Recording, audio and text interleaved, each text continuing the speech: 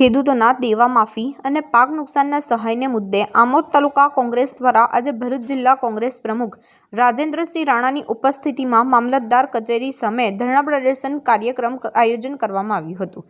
કોંગ્રેસે સત્તાધારી પક્ષ પર આકરા પ્રહાર કરતા સવાલો ઉઠાવ્યા હતા કે જો ઉદ્યોગપતિઓના દેવા માફ થઈ શકતા હોય તો દેશના અન્નદાતા એવા ખેડૂતોના દેવા કેમ નહીં।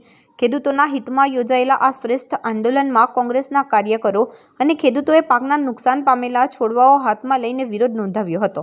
ખેડૂતોનું દેવું માફ કરવાની મુખ્ય માંગ સાથે આંદોલન કરી રહેલા કોંગ્રેસના કાર્યકરોને આમોદ પોલીસે ડિટેન કર્યા હતા, જેના કારણે વાતાવરણમાં તંગ બન્યું હતું।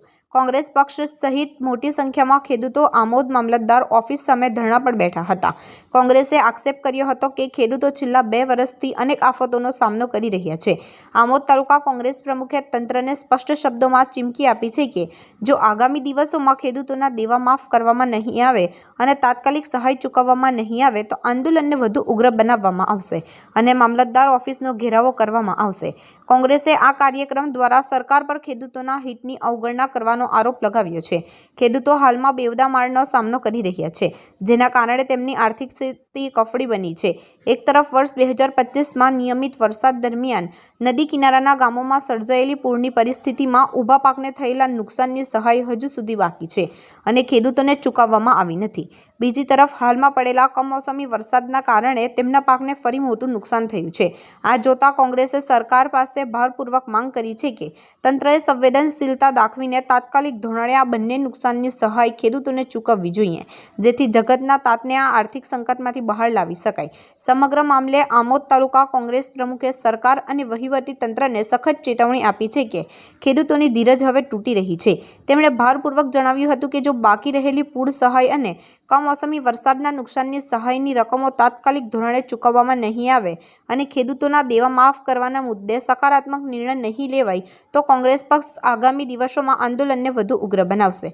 અંતે તેમણે સ્પષ્ટ ચીમકી ઉચ્ચારી હતી કે ખેડૂતોના હિતમાં ન્યાય મેળવવા માટે મામલતદાર ઓફિસનો ઘેરાવો કરવા સહિતના જલદ કાર્યક્રમોની જાહેરાત કરવામાં આવશે, જે દર્શાવે છે કે આમોદમાં ખેડૂતોની સમસ્યાનો અંત લાવવા માટે હવે આરપારની લડાઈની તૈયારી છે। N24 Gujarati news Vadaj. કુદરત રૂઠી છે ખેડૂતો પર, ત્યારે આ સરકાર તાત્કાલિક રાહત પેકેજ જાહેર કરે અને સર્વેનું નાટક બંધ કરી અને ખાલી સર્વે કરીને સહાયમાં 4 મહિના કરવાને ચૂકવાય ના એવી પરિસ્થિતિ ઊભી કરવા જઈ રહેલી છે। તેના વિરોધમાં ખેડૂતને આજે જીવી શકાય એવી પરિસ્થિતિ, સુસાઇડ કરવું પડે એવી પરિસ્થિતિ છે, ત્યારે એ પરિસ્થિતિમાં તાત્કાલિક ધોરણે દુષ્કાળ લીલો જાહેર થાય, પાક વીમો જે જૂનો હતો એ ફરી ચાલુ કરી અને વળતર ચૂકવાય અને તાત્કાલિક ઉદ્યોગોના 16,000 કરોડ માફ થતા હોય ને આ યુપીએ સરકારમાં મનમોહન સિંહ 78,000 કરોડ રૂપિયા ખેડૂતોનું દેવું માફ કર્યું, એ રીતે ગુજરાત સરકારે તાત્કાલિક ખેડૂતોનું તાત્કાલિક એ સાલનું દેવું માફ કરવું જોઈએ અને એની માગણી સાથે અમે આજે શાંતિપૂર્ણ ધરણા પર આમોદ તાલુકા કોંગ્રેસ સમિતિ આયોજિતમાં બેઠેલા હતા આમોદના ખેડૂતોના પડખે। ત્યારે આજે અમને સરકાર દ્વારા પોલીસનો ઉપયોગ કરી અમને શાંતિપૂર્ણ ધરણા પણ કરવા ના દીધા અને સરકાર સાથે રહી અને આ સરકાર એક ખેલ કરી રહી છે। ભારતીય જનતા પાર્ટીના ચૂંટાયેલા પ્રતિનિધિઓ ખાલી એક મુખ્યમંત્રી સીએમને લેટર લખીને આશ્વાસન આપે છે, એમને ખેડૂતોની પડખે નથી, એમને ફક્ત કોમ્યુનલ વાતાવરણ ફેલાવીને મત મળવાના છે એવું મગજમાં છે, પણ એ મગજમાંથી કાઢી નાખે। જો આ સહાય નહીં ચૂકવાય, લીઝો દુષ્કાળ જાહેર નહીં થાય, રાહત પેકેજ જો ડિક્લેર ગુજરાત સરકાર નહીં કરે તો મને વિશ્વાસ છે ખેડૂતો સાથે કે આ એક પણ એમએલએ કે એમપી બીજેપીનો ઘરમાં જીવી શકે એવી પરિસ્થિતિ પણ નહીં રહે। ખેડૂત જગતનો તાત કહેવાય છે।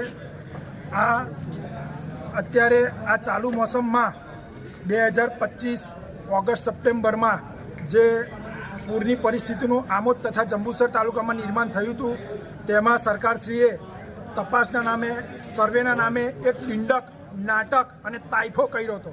તે બાબતે આજ દિન સુધીને કોઈપણ પ્રકારની ખેડૂતોને સહાય ચૂકવવામાં આવી નથી।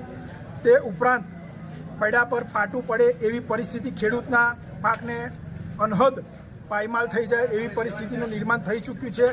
કમોસમી વરસાદ પડ્યો એની મય સરકારે જે સર્વેના નામે ટિંડક કર્યું છે તેને અમે ચલાવી નહીં લઈએ। બીજું કે જો સરકાર ઉદ્યોગપતિના લાખો કરોડો રૂપિયા દેવા માફ કરતી હોય તો ખેડૂતોના કમ નહીં।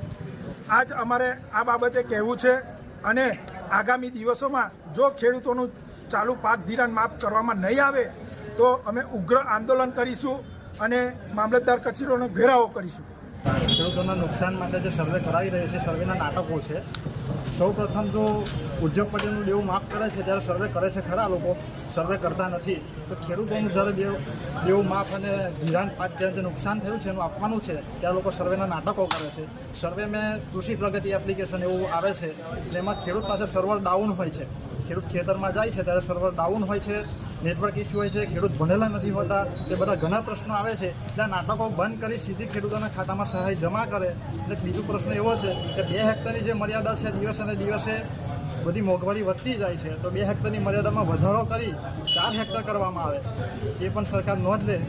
અને બીજો પ્રશ્ન જે સહાયનું ધોરણ છે એ હેક્ટરનું જે પ્રમાણ છે એના કરતાં ડબલ કરવામાં આવે, હેક્ટરે 50,000 રૂપિયા ખેડૂતોના ખાતામાં જમા કરવામાં આવે એવી સરકાર પાસે અમે આશા રાખીએ છીએ.